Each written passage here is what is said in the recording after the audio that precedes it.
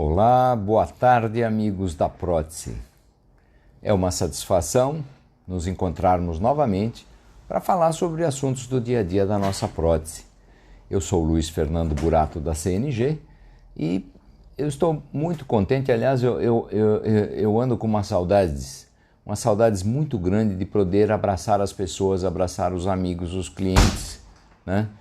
Porque essa pandemia está sendo realmente cruel neste momento, porque você vê uma pessoa e não poder abraçá-la, cumprimentá-la devidamente é uma coisa extremamente triste.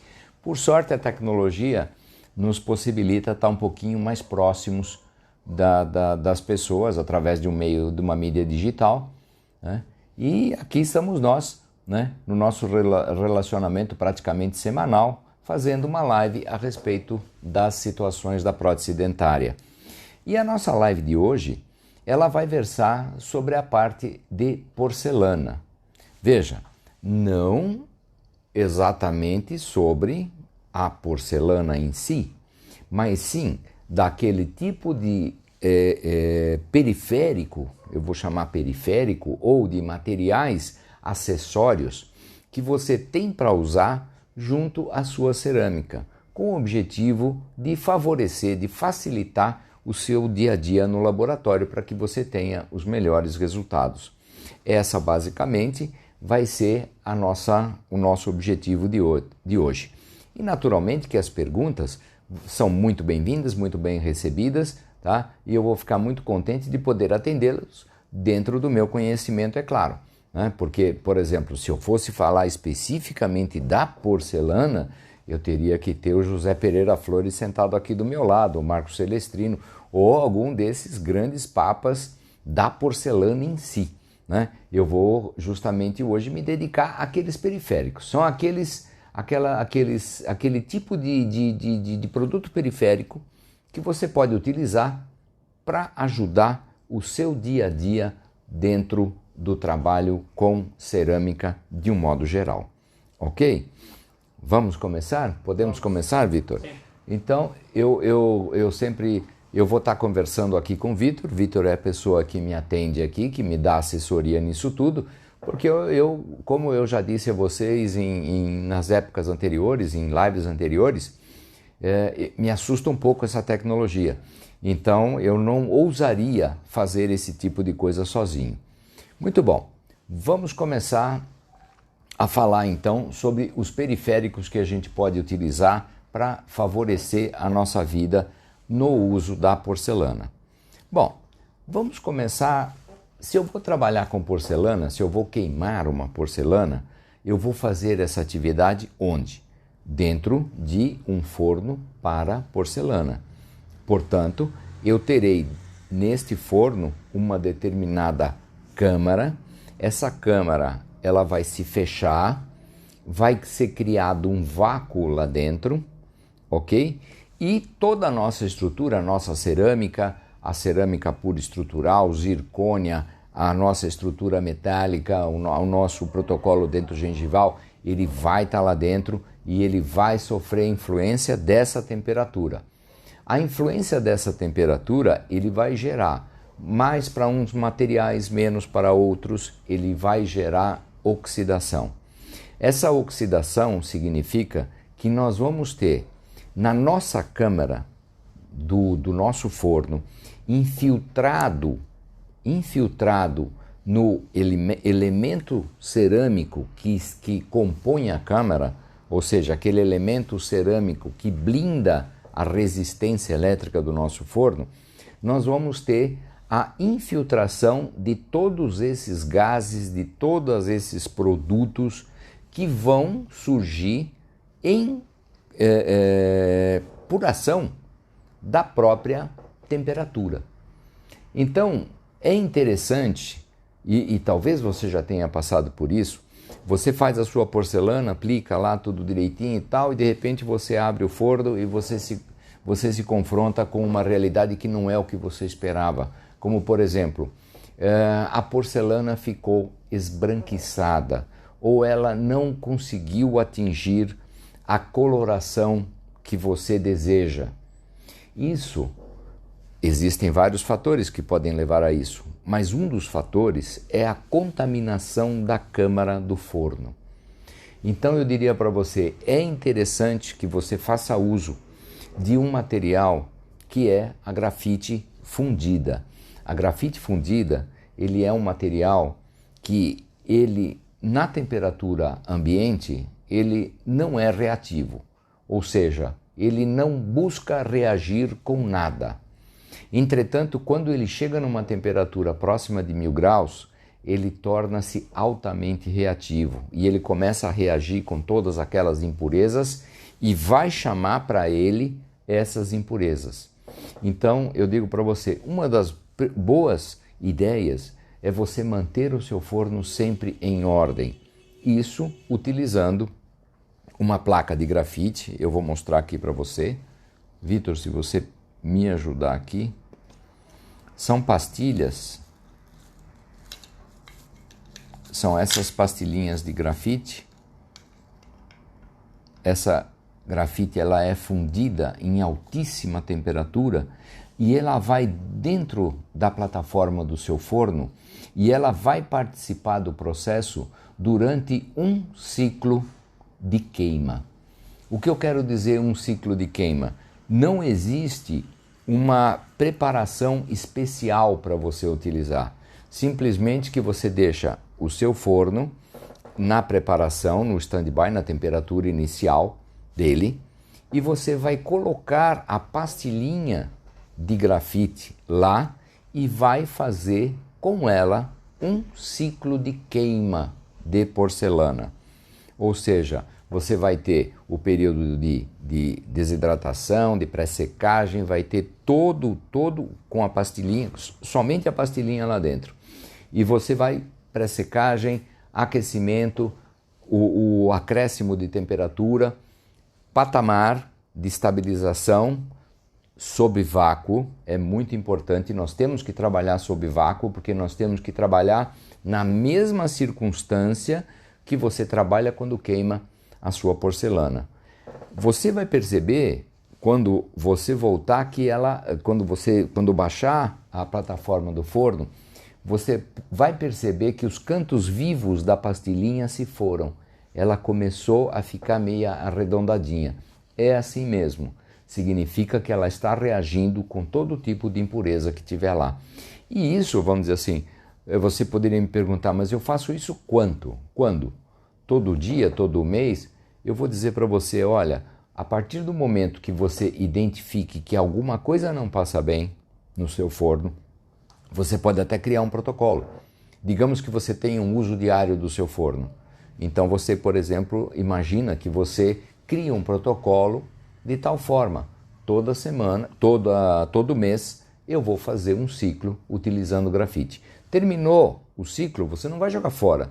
Você vai pegar, guardar dentro da caixinha para um novo ciclo. Ela vai se desfazer sozinha, ela vai se autodestruir. Então vai chegar uma hora que você tem que pegar a outra pastilhinha que está na caixinha. E assim sucessivamente.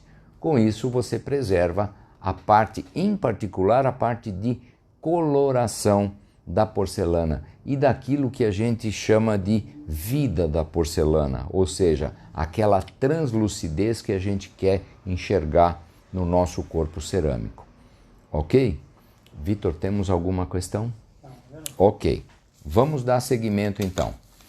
Uma das coisas que eu acho interessante e eu particularmente gosto de trabalhar é utilizando as bases perfuradas. As bases, você percebe que ela é uma base cerâmica, toda perfuradinha, até quando você vai pegar na mão, dá a impressão que você vai pegar um tijolo. E ao pegar na mão, você vai perceber que isto aqui é muito, muito leve, tá? Justamente porque ela é uma cerâmica altamente porosa. Qual que é o objetivo disso? O objetivo disso é você ter uma situação onde a homogeneização da temperatura ao redor da sua peça, ela vai ficar melhor controlada. Em outras palavras, você vai ter uma homogeneização térmica melhor ao longo das peças. Quando a gente pensa, por exemplo, num coping, é uma realidade. quando você pensa numa estrutura simples, é uma realidade. Na hora que você pensa numa estrutura de grande volume, e quando eu falo grande volume, eu gosto sempre de lembrar, quando eu falo de grande volume de cerâmica, a gente nunca tem, numa só peça de cerâmica, um grande volume de cerâmica homogêneo. E isso é um problema. Por quê? Porque todas as propriedades do material são proporcionais ao volume de cerâmica que você aplicou. O que isso quer dizer? Se você tiver numa superfície uma quantidade bem grande de porcelana, em outra superfície uma quantidade muito fina de porcelana, a reação dessas duas superfícies não serão iguais. O que significa que é aí que nós podemos ter problemas como, por exemplo, as trincas, né? Isso é uma coisa extremamente complexa, né? E note, quando eu falo trinca, existem determinadas situações de trincas e eu recebo muitas observações a isso. Olha, me deu trinca assim, me deu trinca de tal jeito, como é que eu faço? Eu sempre tento avaliar, quando eu pego uma estrutura, quando eu olho uma estrutura, no volume de cerâmica que eu tenho entre um lado e outro, entre uma superfície e a superfície oposta a ela. Porque esse comportamento gera a possibilidade de uma trinca, porque o material vai se comportar de uma maneira diferente. Então é muito importante que a gente tenha, quanto mais a gente trabalhar com temperaturas homogêneas, menos nós vamos estar suscetíveis à trinca. Existem trincas que eu digo para vocês, é circunstância de geometria. Essa não tem jeito. Eu vou ter que realmente modificar a minha geometria. Ok? Vou dar um exemplo para você. Suponha que você esteja trabalhando com uma estrutura como essa que eu... Pois não? Luiz, sim. O Tranquelim. Ele falou, professor, boa noite. Boa noite. Fale um pouco sobre condicionador de metais. É só para avisar que a gente vai chegar nessa parte ainda. Ah, Tranquelim, olha, eu agradeço muito a sua pergunta e nós vamos falar com ele logo mais. Muito obrigado. Eu falava sobre determinadas circunstâncias de trinca. Então, olha, só para você ter uma ideia, imagina essa estrutura aqui, ó. Uma estrutura como essa, ela tem um volume de cerâmica muito grande. Eu precisava de uma chave. Não preciso da chave. Isso aqui, como vocês veem, é uma infra e supraestrutura, e para dar estética eu tive que fazer aqui uma projeção em metal, e aqui eu vou trabalhar com gengiva rosa, tá? Para dar a estética que eu necessito, porque como vocês podem ver aqui no caso, ó, existe uma perda óssea muito grande, então a situação é complicada. É muito comum, num caso como esse, nós termos trincas nessa superfície, na região do meu dente, ó, dá uma olhada, isso aqui praticamente é uma quantidade de metal enorme, tá? Aqui vai uma quantidade significativa de porcelana e aqui bem pouquinho, tá? É muito comum, de repente, você apresentar uma trinca nessa região aqui, ó. Aí começa um drama, tá?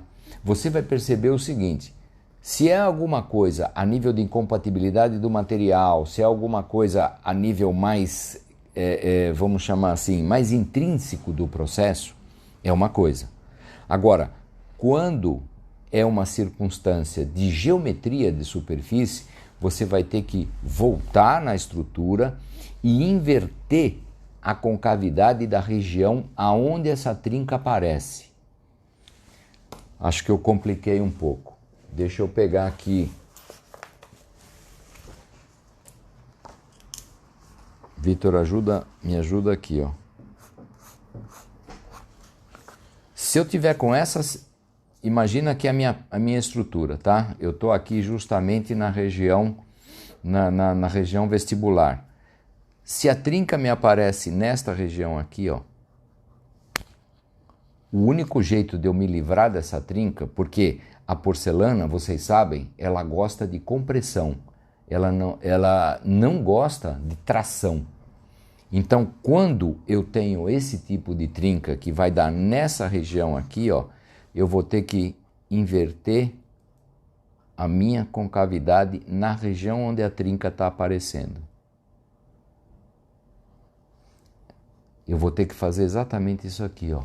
Entrar com a fresa e mudar a concavidade daquela minha geometria. Com isso, a porcelana, ela muda a força que ela vai ser submetida durante o procedimento de resfriamento. Tá? Esse tipo de trinca, a gente chama de trinca tardia. Na hora que você tira a peça do forno, ela não está lá. Aí você levanta, vai atender o telefone, vai dar uma olhada no WhatsApp, olha para a peça, a trinca está lá. É de arrancar os cabelos, uma coisa dessa. E você tenta, coloca no forno e tal, sobe, desce, você olha, putz, deu tudo certo. Da mesma coisa, você dá uma olhada no WhatsApp, toma um café, atende a sua secretária, quando você olha para a peça, a trinca está lá de novo. Esse tipo de trinca, a trinca tardia, é função de geometria. Ok? Posso continuar, Pode Vitor? continuar. Bom, então agora nós já falamos sobre essa parte da geometria, que é uma coisa muito importante. E agora eu vou conversar um pouco sobre um material que é chamado o condicionador para metal. O condicionador de metal ou o bonding. Bonding, o próprio nome, bond, to bond, que seria conectar, né? Conectar. Ele é um material que ele tem a seguinte função: criar uma condição pela qual a superfície de metal consiga ser, vamos dizer assim, aceitável pela cerâmica, que é um mineral. Nós precisamos criar esse tipo de coisa. No passado, quando nós utilizávamos as ligas preciosas, raramente a gente tinha essa preocupação. Por quê? Porque as ligas preciosas, de uma maneira geral, utilizam platina, utilizam paládio, algumas utilizam prata, que geram um óxido. E esse óxido é um óxido sutil, ele é um óxido fino, mas ele é muito resistente. Então veja só, na hora que eu falo para você óxido, você fala, pô, óxido, então o que é um óxido? Óxido é justamente um sal. A nossa porcelana, de uma certa forma, ele é um sal também. Então nós temos um bonde químico. Nós vamos ter uma ligação que é uma ligação iônica. A ligação iônica, você sabe, ela é fortíssima, porque nós estamos falando de uma ligação a nível atômico. Isso antigamente, quando a gente usava o metal precioso. Quando chegaram os metais não preciosos, aí a coisa se transformou. O metal precioso gera óxido? Gera. Só que esse óxido e a porcelana, eles não têm afinidade. Quimicamente, eles não têm afinidade. Então, em muitos casos, surge a necessidade de você criar uma camada intermediária para poder ajudar com que essa camada intermediária consiga ser aceita pelo metal. Veja, o bonding, ele é exatamente, ele é uma porcelana. É uma porcelana, pois não, Vitor? O Ert comentou aqui, grande mestre. O Ert, satisfação, meu amigo. E o Raul Alexandre Mendes, ele comentou, bonde pode ser usado em metal com berílio? Esse é Raul. Isso. Raul, não pode. Na verdade, se você usar o bonding com berílio, piora a situação, tá? E eu até digo para você, eu tenho colegas que dizem, eu uso em todos. Agora, eu preciso te dar uma resposta, é mais ou menos que nem a história do Covid, né? Do Covid e da cloroquina. Eu preciso te dar uma resposta embasada em pesquisas. Então, a pesquisa demonstra de que a utilização do bonding em metal que tem berílio é inócuo. Ou seja, Não ajuda em nada. Então, isso é resultado de pesquisa, né? O que não quer dizer que não tenha pessoas que utilizem. Mas nós aqui, por exemplo, quando a gente oferece o produto para o nosso cliente, a nossa primeira pergunta: que metal você usa? Ah, eu uso tal metal, eu uso tal metal. Então, eu pergunto: você usa, o seu metal tem berílio? Tem. Rapaz, eu não posso garantir que eu vou te ajudar. Entende? Qual é a situação? Então, embasado em pesquisas, eu diria: olha, é inócuo, não é que não serve, não te ajuda, não vai te ajudar, ok? Bom, deixa eu retomar o fio da meada aqui. Aí, o que acontece? O bonding, ele é uma cerâmica também, só que ele é uma cerâmica que contém alguns óxidos especiais que a nossa porcelana comum não tem, nem o opaco. Então ele vai ter ele vai ter sais ligados a titânio, ele vai ter sais ligados a boro, ele vai ter uma série de sais dentro desta porcelana de tal forma que ele consiga se ligar ao óxido formado pelo metal não precioso. E vai realmente criar uma interface e vai ajudar, inclusive, a gerenciar a circunstância do coeficiente de expansão térmica. Agora, eu insisto, se a sua peça apresenta um tipo de trinca que a gente convenciona chamar a trinca tardia, ou seja, desceu do forno, colocou na bancada, tá tudo bacaninha, você saiu para almoçar, todo contente, quando você volta e ela tá lá, isso chama-se trinca tardia. É uma questão de tensões induzidas e ela só vai ser resolvida, tá? Se você alterar a geometria da peça naquele ponto da trinca. Ok? Muito bom. Eu quero... Pois não. O Márcio Castro, ele perguntou: qual metal é melhor para a cerâmica? Níquel cromo ou cromo cobalto? Bom, Márcio Castro, agradeço a sua pergunta. Eu vou... eu tenho que responder para você com o máximo de sinceridade. Tá? Tanto o níquel cromo como o cobalto cromo são bons materiais para a cerâmica. Eu poderia parar a minha resposta neste ponto. Eu gostaria, se você me permite, de ir um pouquinho mais além. Qual é o material melhor para você, usuário, que está exposto ao material no ato de fundir, que está exposto ao material no ato de usinar? Qual dos metais é melhor para você?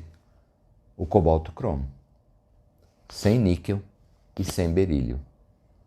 Porque esses metais, tá? O níquel, o berílio, eles são materiais que, para o paciente, não vai acontecer nada. Raramente acontece. Existe na literatura, mas é raro. Já para o usuário, para quem toma contato realmente com o metal, em particular naquele momento da usinagem, no particulado, o berílio, então, eu digo para você, se você puder, minha opinião, não use material com berílio. Não use. Porque, sinceramente, o berílio, ele, naquela temperatura, o berílio é baixa fusão. Na hora que você funde, ele acaba indo para o meio ambiente. E é um negócio perigoso.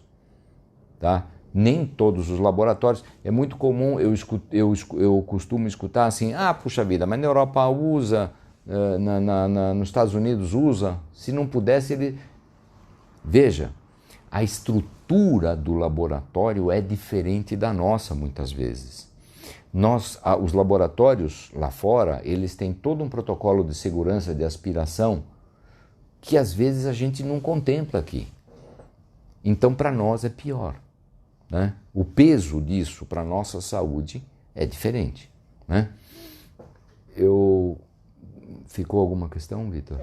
O Everton, Aham. ele perguntou, então o cobalto cromo tem a necessidade de usar o bonde antes de aplicar o opaco? Não, não tem. Ó, eu preciso particularizar. Quando a gente fala cobalto cromo para cerâmica, eu estou falando numa liga de cobalto cromo que é feita para receber cerâmica. Tá? Então, por exemplo, eu vou te dar um exemplo. O material que nós oferecemos é o Nilceran. É uma liga de cobalto, cromo, molibdênio e tungstênio. Para que servem essas coisas todas? O cobalto cromo é a liga mãe. Tá? Nós vamos dar uma contaminada nela, eu chamo contaminar porque a quantidade é bem pouquinha, utilizando molibdênio e tungstênio.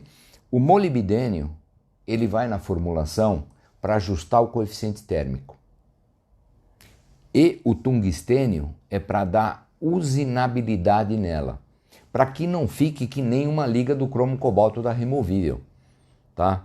E outra coisa, se você pegar uma liga de cromo cobalto para removível e pegar uma liga, você pega um Nilceran, pega uma pastilha de Nilceran, pega uma pastilha do cobalto cromo da removível, coloca os dois no forno, dá um ciclo de queima nele, você vai ficar assustado do jeito que sai a pastilha do cobalto cromo para removível. Aí, e se você olhar a fórmula, é praticamente a mesma coisa.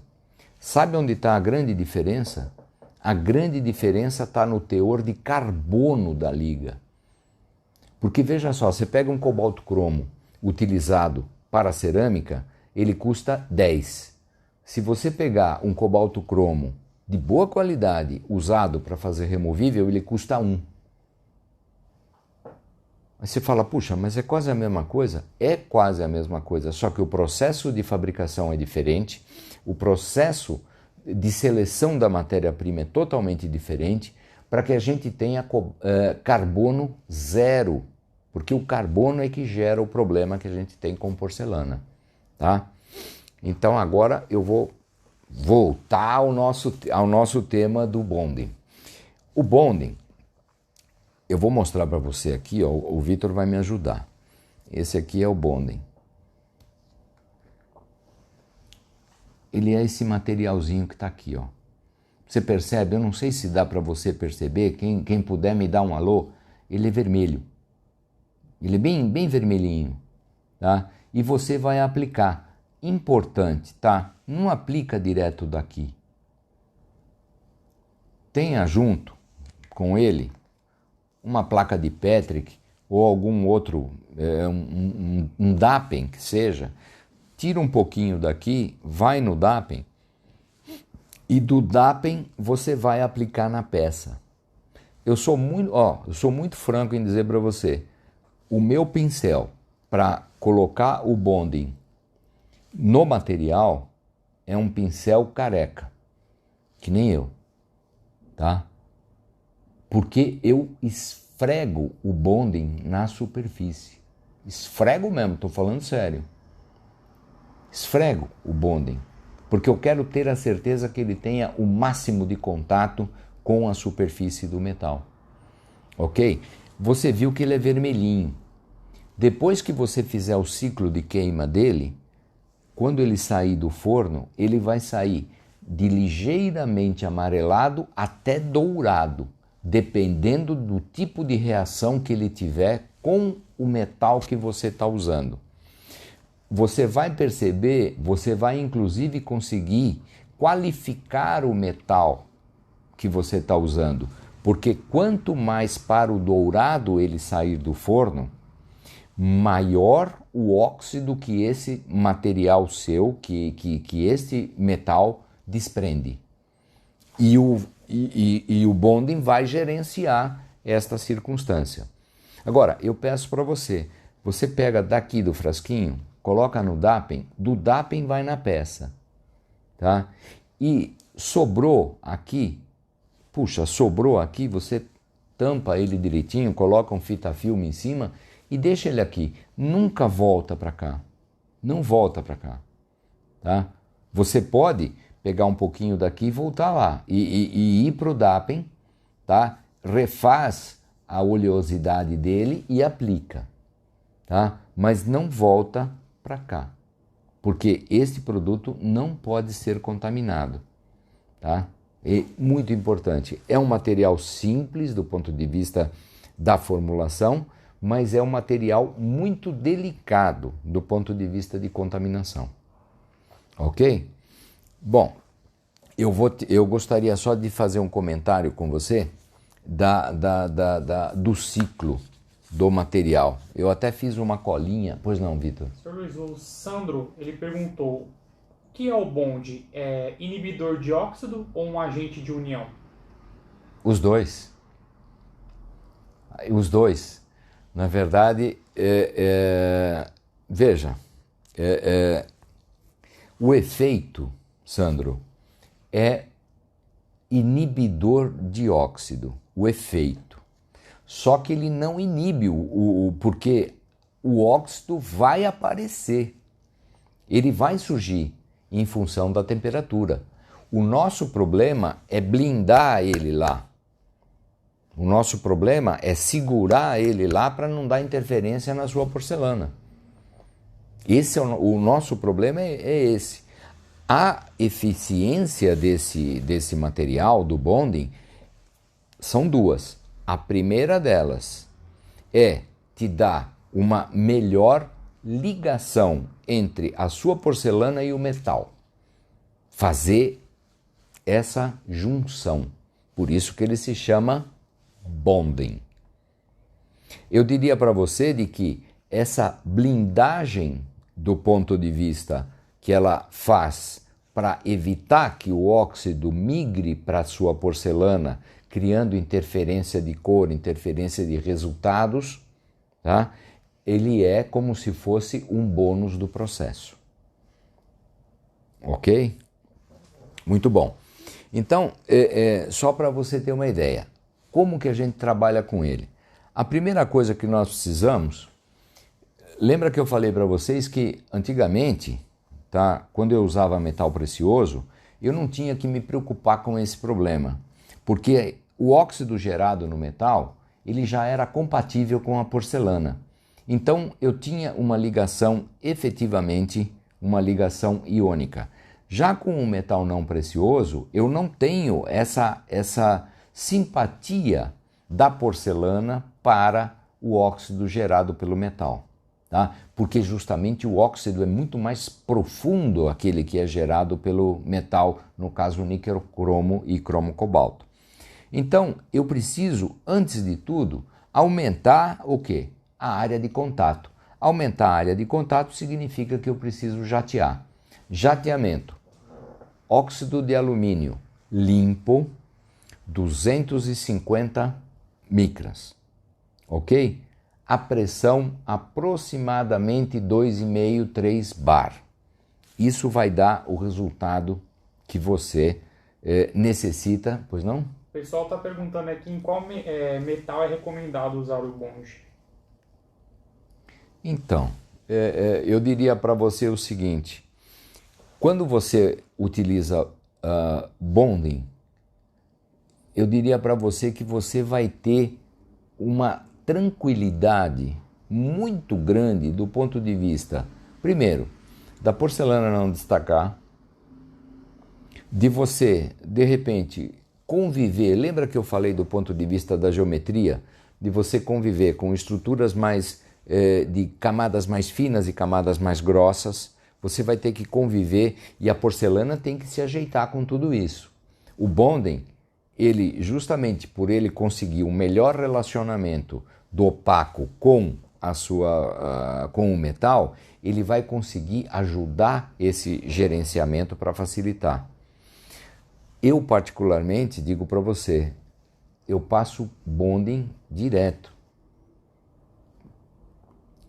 O objetivo é muito simples. Eu prefiro não arriscar. Eu prefiro não arriscar. É necessário? Eu diria para você, não é necessário. Agora, é interessante? É muito interessante. Justamente falando das pesquisas. As pesquisas demonstram que isto é verdade.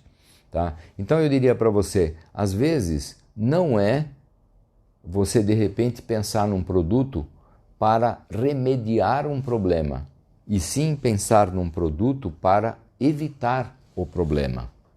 Essa que é a ideia. Ok? Pois não. Sr. Luiz, o Tony Protético ele fez uma pergunta. Tony. Prof, esse material não tem baixo custo. Como posso justificar o custo-benefício? Quantas aplicações? Tony, veja só.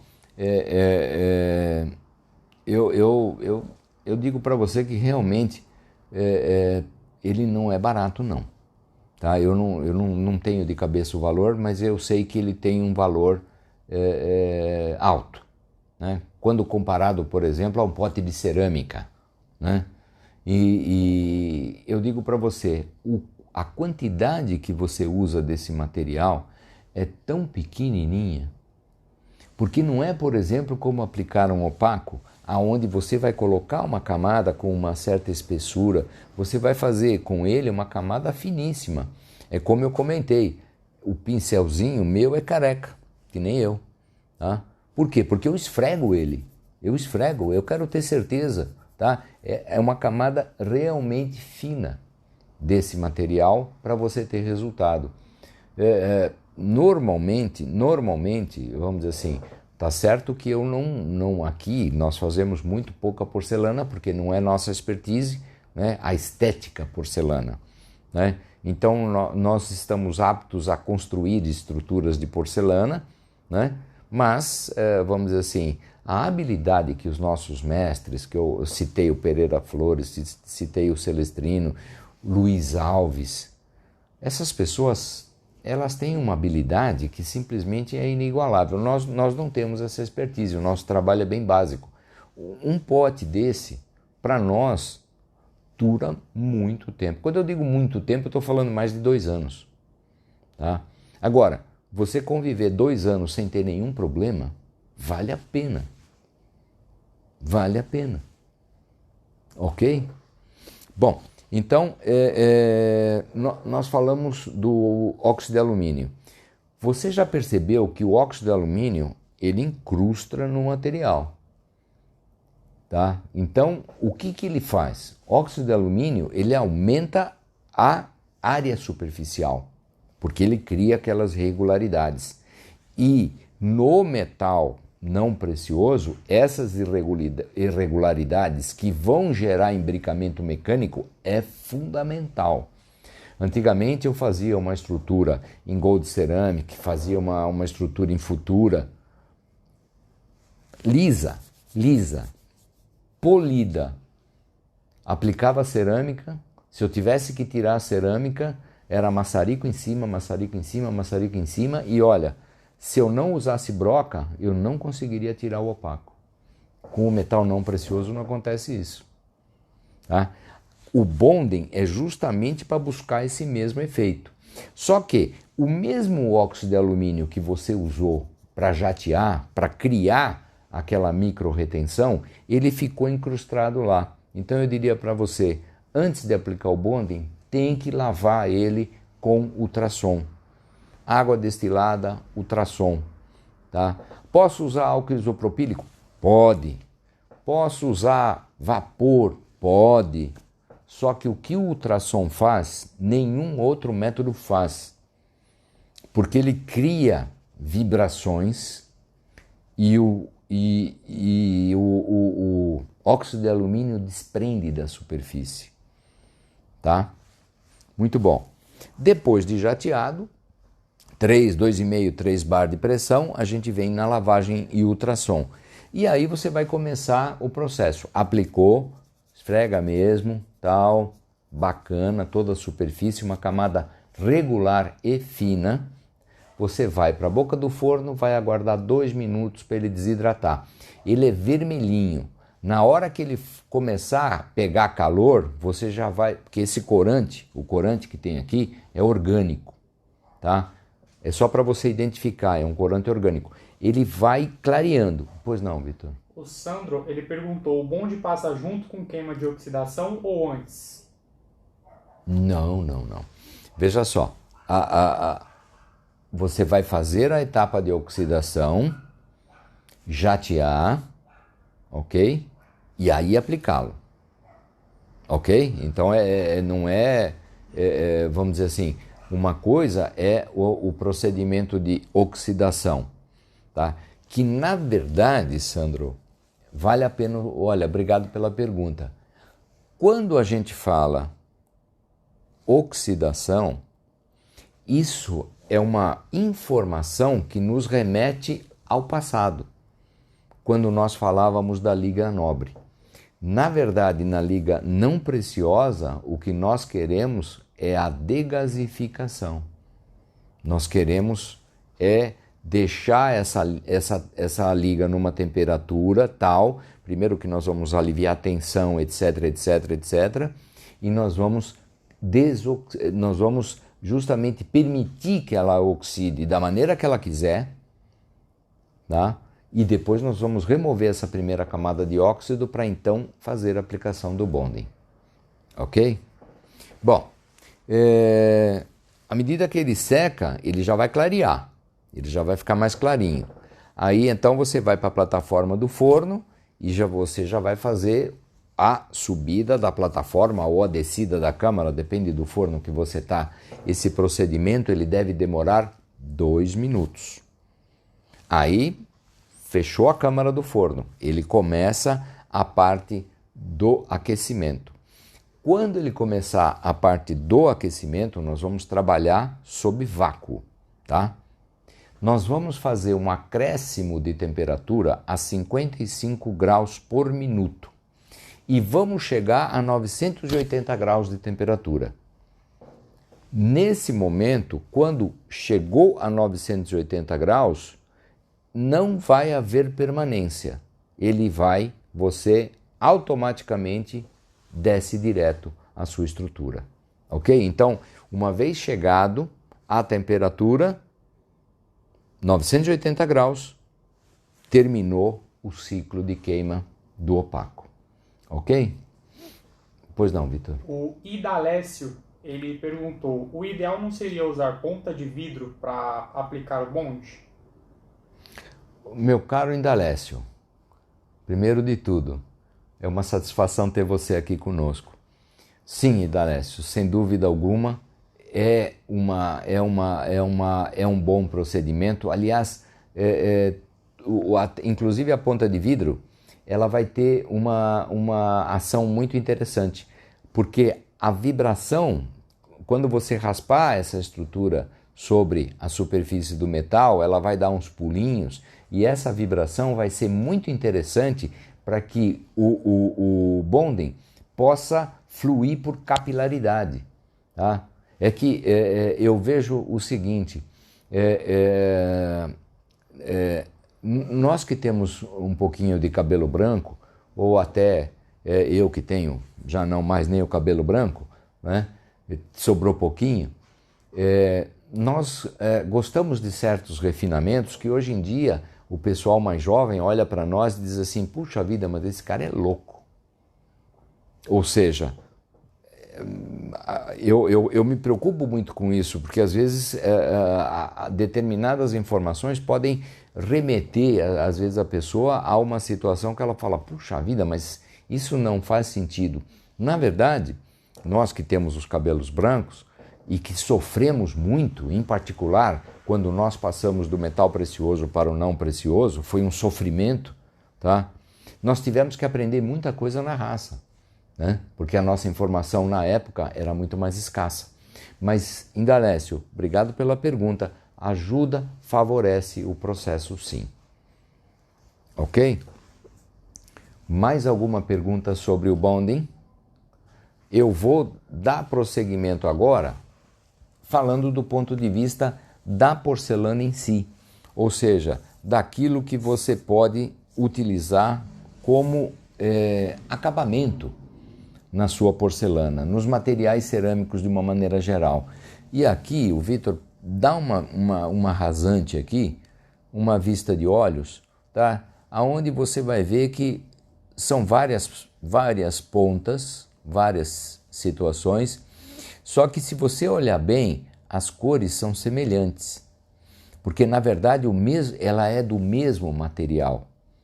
Tá? Em termos da ponta, o material aglutinante é o silicone.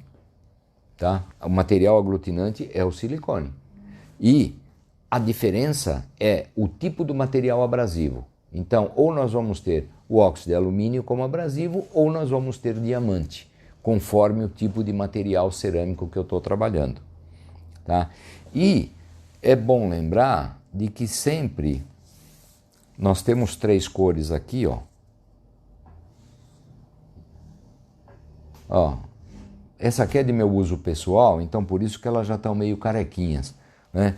Ela está aqui ó, no seu tamanho original, então você tem a ponta, você tem a roda e você tem o disco. A diferença do disco ou melhor, do disco e da roda é a espessura dele, tá? Então este aqui para um desgaste maior, de uma área maior, um desgaste mais seletivo, sulcos, etc. E a ponta no caso que você precisar. E também na forma de lentilha, isso para você querer dar aquele toque particular, tá?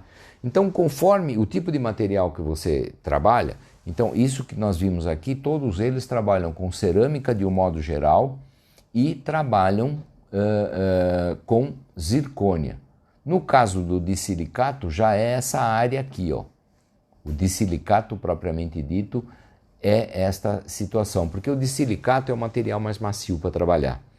E quando a gente pensa em termos do que eu vou abrasionar e o abrasivo, basicamente é assim, se é um material muito duro, eu preciso trabalhar com um abrasivo que se desgaste com facilidade. Se eu estou trabalhando com um material mais macio, eu posso trabalhar com um abrasivo mais duro, ou seja, que se desgaste com menos facilidade. Porque o meu objetivo é redução. Então, eu tenho que ver o tipo de estrutura que eu estou querendo utilizar. Eu vou pegar uma estruturinha aqui e vou fazer uma prova. Estou preocupado com o horário. Só para mostrar para vocês, olha, esse disquinho aqui, ó, é o disquinho motil, que é motil. Vocês percebem que aqui tem uma figurinha de uma borboleta? Tá? Motil é o nome de uma borboleta da Polônia e também o nome do criador desta empresa, né, do dono dessa empresa, cujo sobrenome é Motil. Tá? Esse disquinho ele tem 0,2 milímetros de diâmetro. Ele é muito fininho, muito, muito, muito fininho. E ele tem uma capacidade de corte de material cerâmica simplesmente fantástico. Eu digo para você, é muito importante. Se você quiser cortar, ele é o disco ideal. Se você quiser abrasão, desgaste, o único jeito é você juntar vários discos juntos, fazendo um rebolo de desgaste. Por que eu digo isso? Porque esse disco, o telamento que ele tem, eu não sei se dá para ver, Vitor, o telamento dele, sim.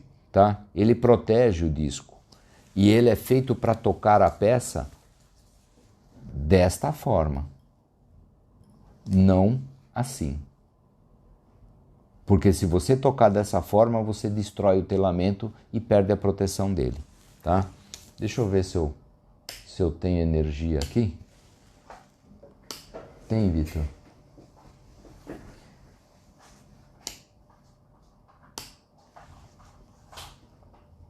Puxa vida, não tem. Oi? Não tá funcionando. Não? Vou tentar aqui. Tenta aí.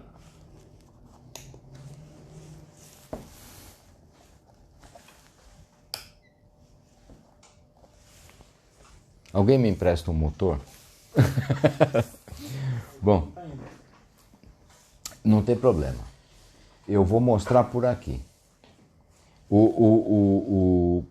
Quando a gente faz... Deixa eu ver se...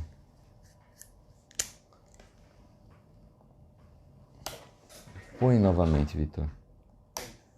Opa. Foi. We have power. Eu costumo usar assim, ó.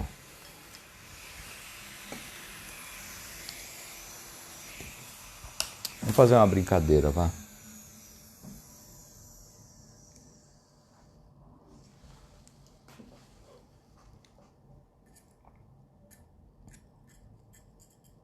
Quanto deu aí, turma? Eu leio aqui 20,69. Eu costumo usar a esponjinha para evitar o pó, tá? Eu vou fazer um corte aqui, ó. Eu peço que vocês me desculpem que eu não estou numa posição favorável para trabalhar. Isto aqui que você vê é um pedaço de zircônia que já está sinterizado.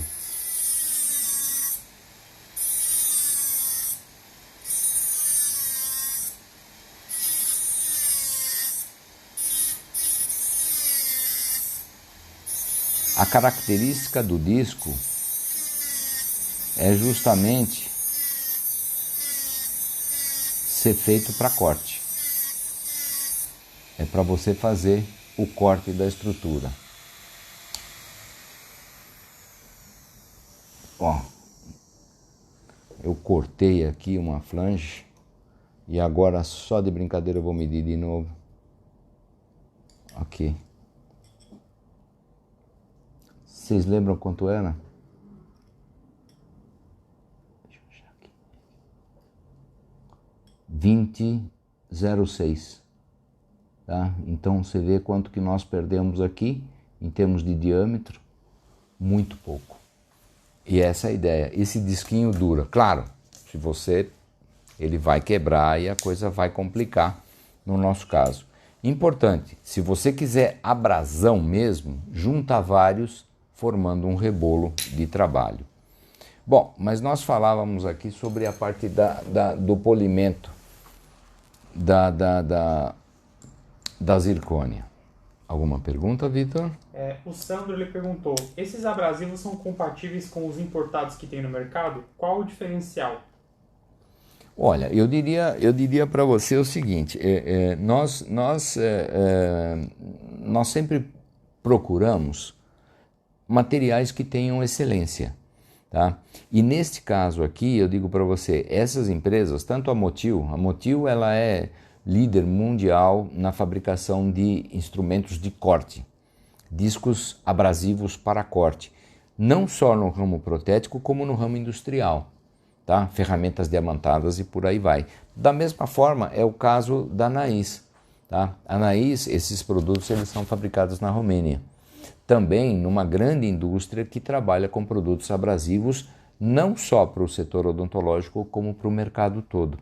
Então, eu diria para você, o que é importante para nós, primeiro, é te oferecer um produto que tenha confiabilidade e que a gente realmente consiga atestar a qualidade deles e o funcionamento desses produtos no longo tempo, tá? Além de a manutenção do fornecimento, ou seja, para de repente você ficar sem, né? Que isso é um problema que a gente da prótese surge muito.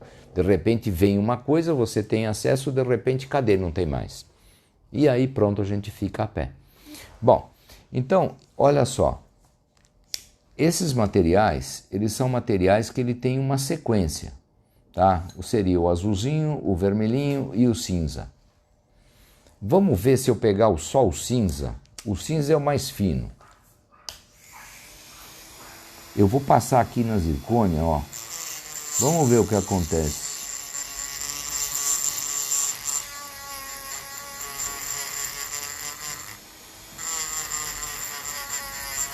A zircônia está sinterizada. Eu estou passando aqui, ó. Que tal? Não poliu? Poliu. Mas você concorda que as irregularidades estão aqui? E o procedimento de polimento nada mais é do que minimizar os riscos. Então, por exemplo, quando você pegar a sua estrutura e colocar ela no lugar com uma diamantada, ela vai criar sulcos na porcelana que vai impedir o brilho. Você pode polir o sulco, mas você tem que tirar o sulco para conseguir um polimento melhor. Razão pela qual, ó, eu estou usando o que é o grosso. É a primeira etapa. Então a primeira etapa é aquela etapa mais grosseira, aonde você vai tirar as irregularidades.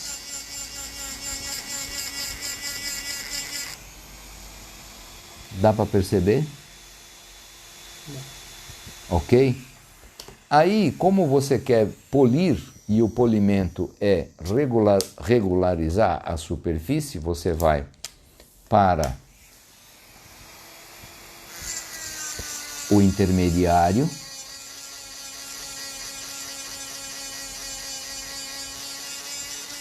aonde você já começa a perceber de que nós já temos um brilho, tá? Isso pode estar já no limite do seu interesse, tá? Tudo isso varia muito de pessoa para pessoa. Nós temos um cliente, por exemplo, que ele não quer que dê glaze na peça. Ou seja, aí eu dou uma polidinha nele só para... E aqui, ó, eu estou passando em cima o mais fininho.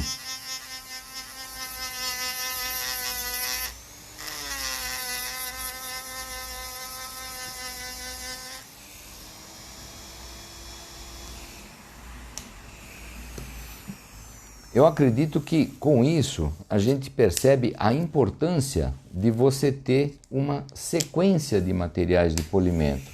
Até chegar nesse amarelinho aqui, esse aqui, eu digo, é para aquele caso onde você quer obter um nível de polimento sobrenatural.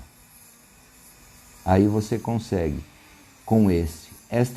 Esse disquinho, ele é fabricado exclusivamente com silicone e diamante.